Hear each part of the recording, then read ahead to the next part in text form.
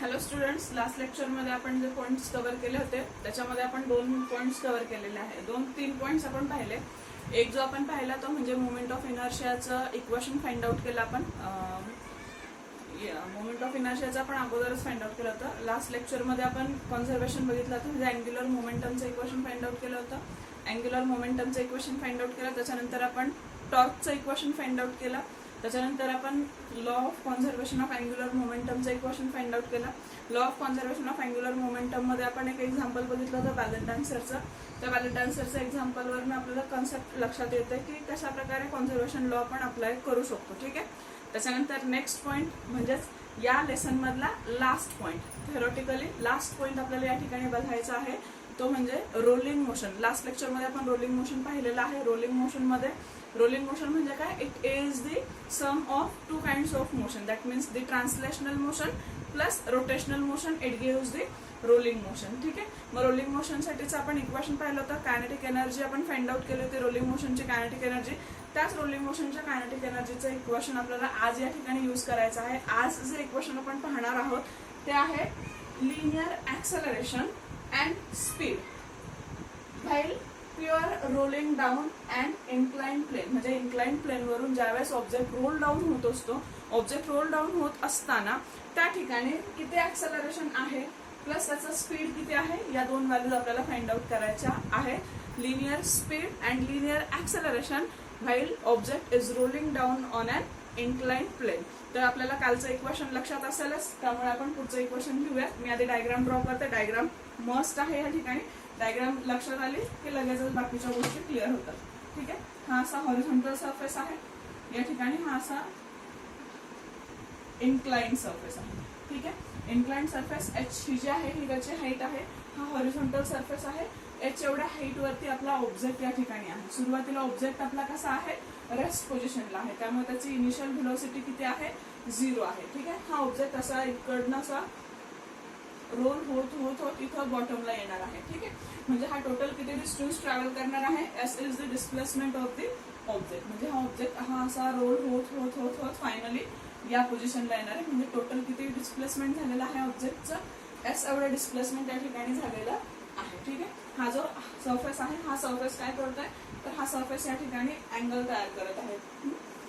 बघा, हा इन्क्लाइन जो आहे, हा या इन्क्लाइनने इथं हा 90 डिग्रीचा अँगल आहे आणि हा इन्क्लाइन सरफेस जो आहे या ठिकाणी अँगल तयार करतोय. ठीक आहे. टेक्स्टबुक मध्ये डायग्राम या बाजूला दाखवलेली, तुम्ही या बाजूला डायग्राम ड्रॉ केली तरी चालेल. ऍज पर टेक्स्टबुक बघा, ही अशी डायग्राम आहे. म्हणजे हा इथं थीटा मिळतो, हे डिस्प्लेसमेंट आहे, हा ऑब्जेक्ट आहे आणि ही हाईट आहे. एवढ्या हाईट वरून आपला ऑब्जेक्ट काय होतं? रोल डाऊन होतो.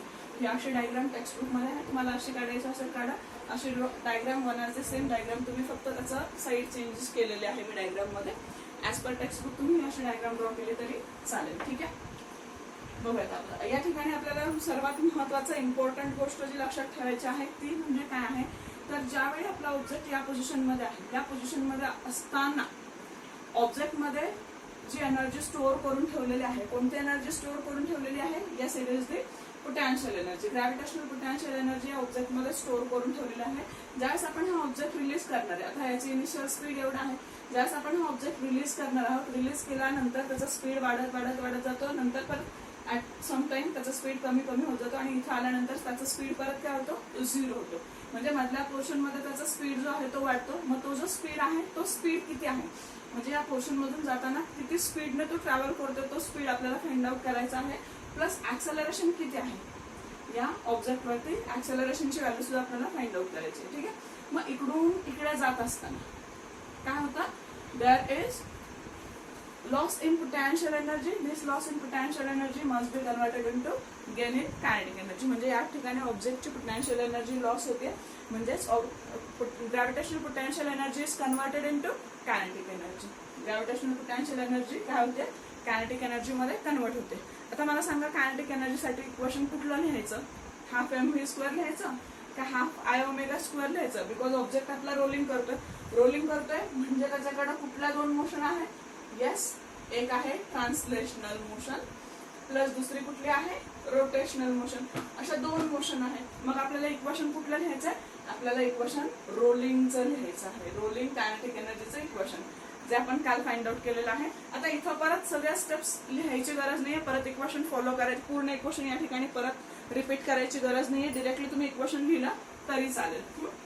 तर आपण इक्वेशन स्टार्ट करत, म्हणजे काल जे फाइंड आउट केलं ऑल स्टेप्स त्याची गरज नाहीये. बघा, टोटल कायनेटिक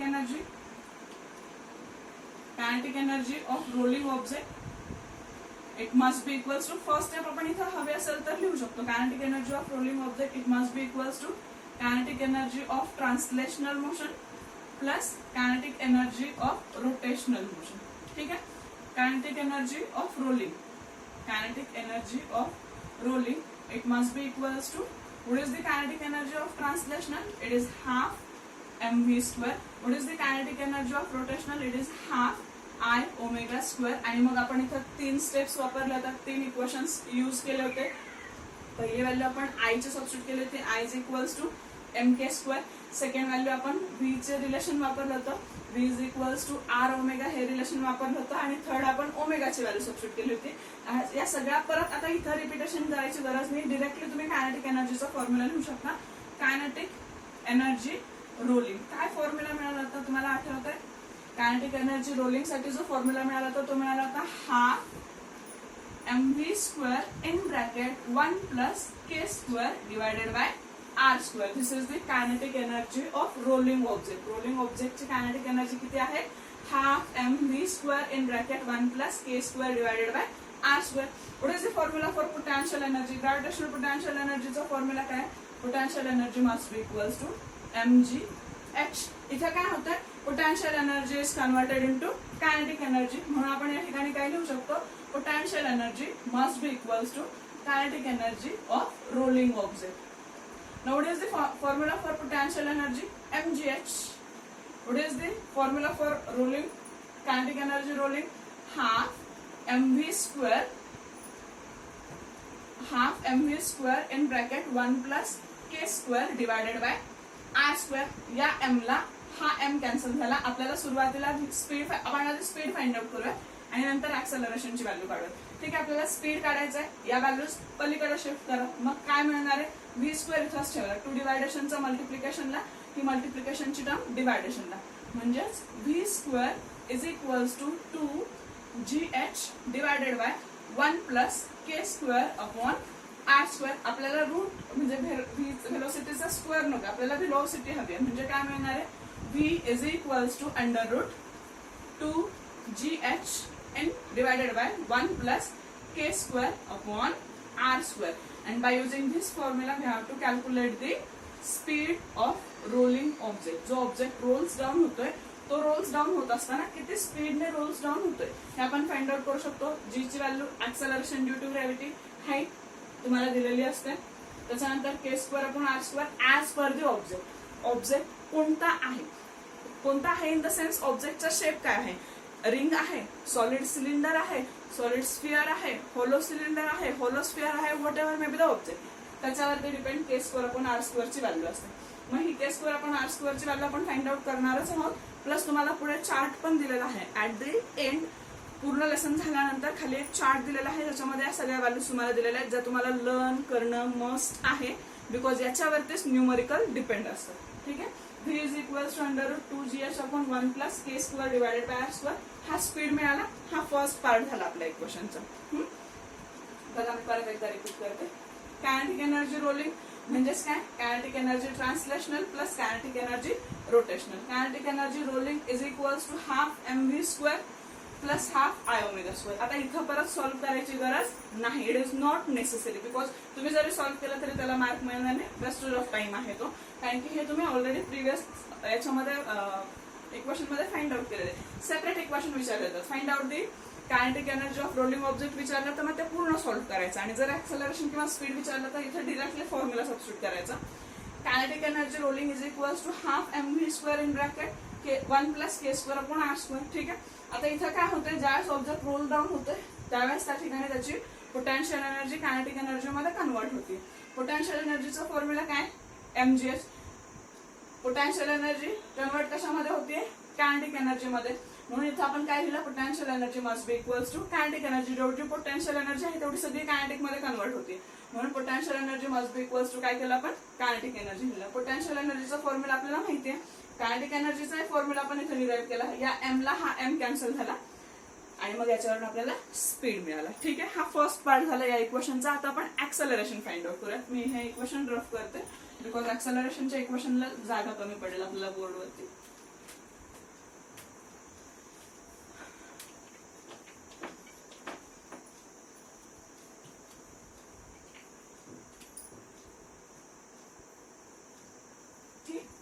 आता ऍक्सेलरेशनचं इक्वेशन फाइंड आउट करत असताना या ठिकाणी आपल्याला न्यूटनचा कायनेमॅटिकल इक्वेशन यूज करायचा आहे. इक्वेशन ऑफ मोशन जे आहे ते इक्वेशन ऑफ मोशन आपल्याला यूज करायचं आहे. न्यूटनचे 3 कायनेमॅटिकल इक्वेशन आहेत. कुठले कुठले आठवतात आहे का तुम्हाला? Yes, first equation V square is equals to you square plus 2as. Second equation S is equals to ut plus half at square. And third equation v is equals to u plus at. असे हे 3 equation आहेत. त्यातलं जे first equation आहे V square is equals to you square plus 2as त्या इक्वेशनचा use करायचा आहे because आपल्याला काय काढायचं आहे, ऍक्सेलरेशन काढायचं आहे by using Newton's kinematical equation. Newton's kinematical equation. ठीक आहे, काय इक्वेशन आपण घेणार आहे, u square v square is equals to you square plus 2as. आता इथं व्ही आपण फाइंड आउट केलेला आहे. यू काय आहे, ऑब्जेक्टचा 0 आहे. ए म्हणजे ऍक्सेलरेशन आणि एस म्हणजे काय आहे, एस म्हणजे किती डिस्टन्स त्या ठिकाणी ऑब्जेक्टने ट्रॅव्हल केलेलं आहे. हे एस ची व्हॅल्यू आपल्याला फाइंड आउट करून घ्यायची. तर ती एस ची व्हॅल्यू आपण पुढे बघूया. ती एस ची व्हॅल्यू आपण डायग्रामॅटिकली फाइंड आउट करणार आहे. With the help of diagram आपण ती व्हॅल्यू फाइंड आउट करणार. ठीक आहे, मग आता इथं यू 0 आहे बिकॉज ऑब्जेक्ट आपला सुरुवातीला कसा होता, रेस्ट पोझिशनला होता. ठीक आहे, मग आता इथं आपल्याला काय करायचंय, ऍक्सेलरेशन काढायचंय.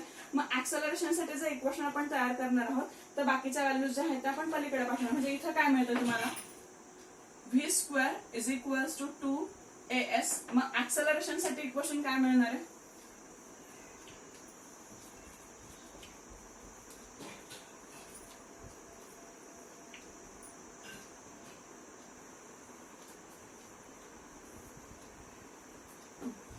काय मिळतं ऍक्सेलरेशन साठी equation, a is equals to V square divided by 2 into S. आता व्ही स्क्वेअर ची व्हॅल्यू आपण फाइंड आउट केली होती. मगाशीच आपण व्ही स्क्वेअर ची व्हॅल्यू काढलेली. काय मिळाली होती आपल्याला व्ही स्क्वेअर ची व्हॅल्यू, येस कोणाला आठवतीये, v square is equals to 2gh upon 1 plus k square upon r square. V square is equals to 2gh divided by 1 plus k square upon r square. ही value आता just आपण equation मध्ये find out केलेली आहे. मग ही value आपण इथं substitute करणार आहोत. मग आता ही व्हॅल्यू इथं सबस्टिट्यूट करूया. a is equals to v square 2gh divided by 1 plus k square upon r square into 1 upon 2s. मी फक्त ही टर्म काय केली, साइडला लिहिली आणि v स्क्वेअर ची व्हॅल्यू इथं सबस्टिट्यूट केली बिकॉज इक्वेशन मध्ये तुम्हाला कन्फ्युजन व्हायला नको. या 2 ला हा 2 कॅन्सल झाला. इथं s ची व्हॅल्यू आपल्याला सबस्टिट्यूट करायची. ठीक आहे, s ची व्हॅल्यू सबस्टिट्यूट करण्यासाठी या फिगरचा यूज करायचा आपल्याला. फ्रॉम फिगर इथं आपल्याला साइनचं रिलेशन वापरायचं आहे. From figure what is the formula for sine theta. Sine theta sinusoidal relation काय आहे, अपोजिट अपॉन हायपोथेनस. साइन थीटाचं relation opposite upon hypotenuse. Theta opposite side ही आणि हा हायपोथेनस. म्हणजे इथं काय मिळाला, sine theta is equals to h divided by s. म्हणजे मग s ची व्हॅल्यू काय मिळणार आहे, s इकडे घ्या, याला इकडे पाठवा. म्हणजे s is equals to h sine theta. S ची व्हॅल्यू मिळाली. इथं काय केलं, एस ची व्हॅल्यू फाइंड आउट करण्यासाठी आपण डायग्राम मध्ये साइनसॉइडल रिलेशन यूज केलं. साइनचं रिलेशन ट्रिग्नोमेट्रिक फंक्शन वापरला. Sine theta is equals to opposite side sine theta is equals to opposite side divided by hypotenuse. मग opposite side divided by hypotenuse that means what, h upon s. याच्यावरून s ची value काढली. आता ही s ची value इथं substitute करायची. मग हे इक्वेशन कसं मिळणार आहे बघा, a is equals to gh divided by 1 plus k square upon r square into 1 divided by s ची व्हॅल्यू h sin theta. ठीक आहे, या h ला हा h कॅन्सल झाला, h ला h कॅन्सल झाला. मग जे इक्वेशन इथे रिमेनिंग राहिलेलं आहे इथं आता आपण जी स्टेप फॉलो करत आहोत, एस ची व्हॅल्यू सबस्टिट्यूट केली 1/s, एस ची व्हॅल्यू हा इकडे घेतला, सॉरी इथं एस ची व्हॅल्यू आपली मिसमॅच झाली बघा. एस ची व्हॅल्यू काय मिळणार आहे, h divided by sine theta. s is equals to काय, h divided by sine theta आहे, बिकॉज हा इकडे डिवायडेशनला मल्टिप्लिकेशन जाईल आणि हा डिवायडेशनला जाईल. ठीक आहे, मग इथं h divided by sine theta मिळाला, h divided by sine theta मिळाला. या h ला हा h कॅन्सल झाला आणि डिनॉमिनेटरचा डिनॉमिनेटर वरती काय होतो, न्यूमरेटरला शिफ्ट होतो. त्यामुळे ऍक्सेलरेशन काय मिळालं, acceleration is equals to g sine theta divided by 1 plus k square upon r square, and this is the required equation for acceleration of an object on an inclined plane. inclined plane वरती ऍक्सेलरेशनचं equation काय आहे, a is equals to g sine theta divided by 1 plus k square upon r square. हे equation 3 मार्कला तुम्हाला विचारलं जातं. आता इथं पण काय होतं, जसा तुमचा ऑब्जेक्ट चेंज होईल, म्हणजे रिंग असेल, सॉलिड स्फिअर असेल किंवा सिलेंडर असेल, हॉलो असेल, सॉलिड असेल, व्हॉटएव्हर, तर इथं k स्क्वेअर अपॉन r स्क्वेअरची व्हॅल्यू चेंज झाली की मग ऍक्सेलरेशनचे वेगवेगळे फॉर्म्युले तुम्हाला मिळतात. हेही फॉर्म्युले तुम्हाला टेक्स्टबुक मध्ये लास्ट याच्यामध्ये चार्ट मध्ये सगळे फॉर्म्युले दिलेले आहेत. ठीक आहे, आता काही रिमार्क्स आहेत, ते रिमार्क्स आपण बघूया. 3 रिमार्क्स तुम्हाला या ठिकाणी दिलेले आहेत. ठीक आहे, हे लक्षात आलं सर्वांच्या? परत एकदा रिपीट करू का? बघा, न्यूटनचं सेकंड कायनेमॅटिकल इक्वेशन यूज केलं आपण ऍक्सेलरेशनची व्हॅल्यू फाइंड आउट करण्यासाठी. v square is equals to u square plus 2as. u ची व्हॅल्यू 0 आहे, ऑब्जेक्ट रेस्ट पोझिशनला आहे. v स्क्वेअर साठी हे इक्वेशन मिळालं. ऍक्सेलरेशन साठी इक्वेशन काय मिळालं, v square upon 2s. v square ची व्हॅल्यू आपण आत्ताच ऑलरेडी फाइंड आउट केली होती, ती व्हॅल्यू इथं सबस्टिट्यूट केली 1 अपॉन 2s. 2 कॅन्सल झालं, s ची व्हॅल्यू डायग्राम मधून काढून घेतली, सायनुसॉइडल रिलेशन वापरलं. Sine theta is equals to h upon s. s is equals to h divided by sine theta. ही s ची व्हॅल्यू इथं सबस्टिट्यूट केली. या h ला हा h कॅन्सल झाला, डिनॉमिनेटरचा डिनॉमिनेटर वरती न्यूमरेटरला शिफ्ट झाला, g sine theta upon 1 plus k square upon r square. ठीक आहे, आता काही रिमार्क्स आहेत, ते रिमार्क्स आपण बघूया. मी रफ करते आता.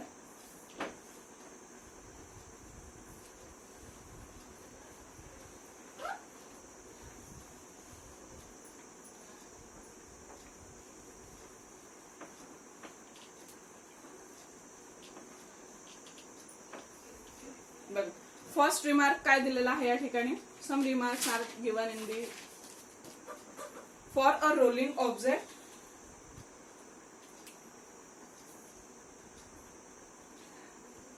रिमार्क्स. त्यातला फर्स्ट रिमार्क आपण बघूया.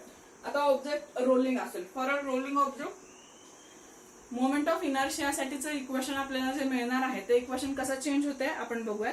For a rolling object the moment of inertia is in the form of, for rolling object,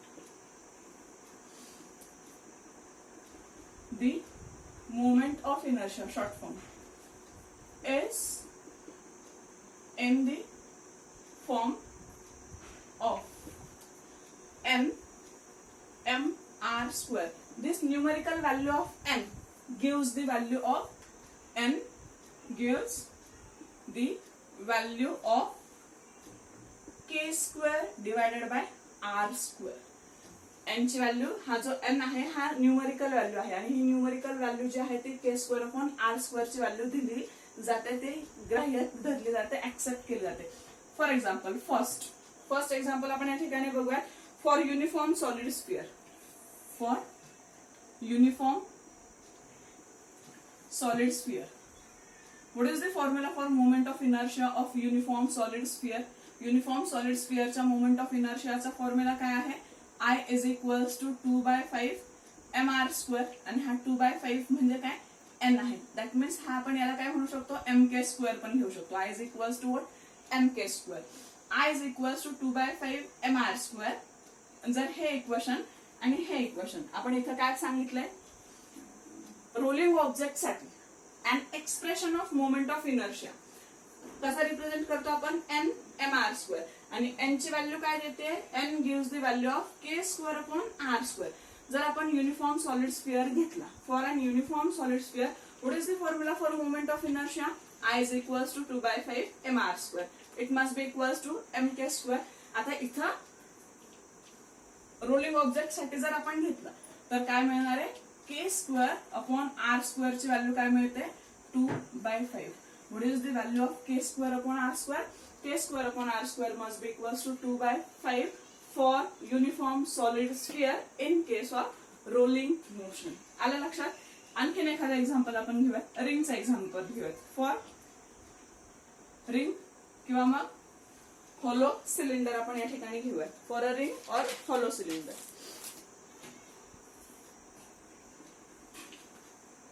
hollow cylinder what is the formula for moment of inertia? रिंगचा moment of इनर्शियाचा formula काय? I is equals to M R square. It must be equals to M K square. आता इथे N ची value किती आहे? Yes, it is 1. त्यामुळे K square upon R square ची व्हॅल्यू काय मिळाली? 1 मिळाली. बिकॉज एन किती आहे? 1 आहे. काहीच नाही म्हणजे आपण काय घेतो?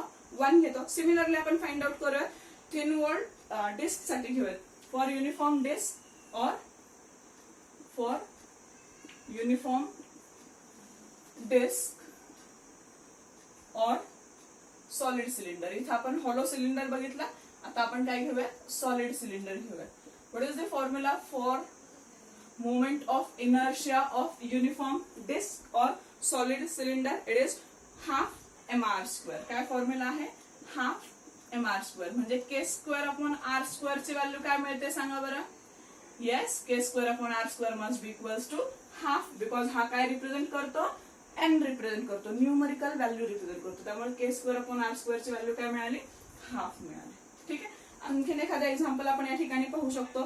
थिन वॉल्ड हॉलो स्फिअर घेऊया. For a thin walled hollow sphere